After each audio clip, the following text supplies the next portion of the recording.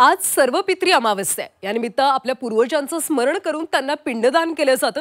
यामुळे त्यांना मुक्ती आणि मोक्ष प्राप्त होतो अशी मान्यता आहे. अंतरयोग फाउंडेशनतर्फे सामूहिक महालय श्राद्धाचं आयोजन करण्यात आलं होतं. यामध्ये 120 महिला आणि 100 पुरुष सहभागी झाले. तब्बल 4200 पिंडदान करण्यात आलं.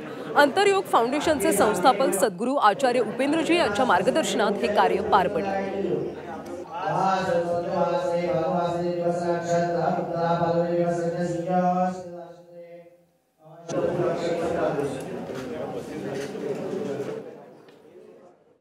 बाहेर आपण मागे बघतोय की भव्य महालय श्राद्ध आणि पितृमुक्ती साधना.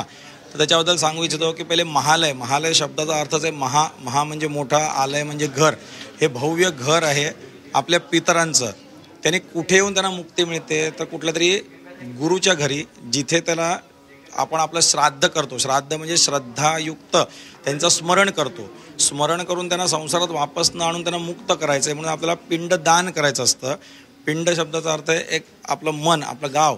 त्याच्यामध्ये त्यांना स्मरण करून ओंकार किंवा अशी साधना करून गुरुच्या सानिध्यातनं आपण त्यांना मुक्त करत असतो. हे त्याचा पहिले मुख्य अर्थ. आता हे आमचं 1 दिवसीय फक्त कार्यक्रम नसून ॲक्च्युली हा 15 दिवसाचा ज्ञानसत्र चालतं, जे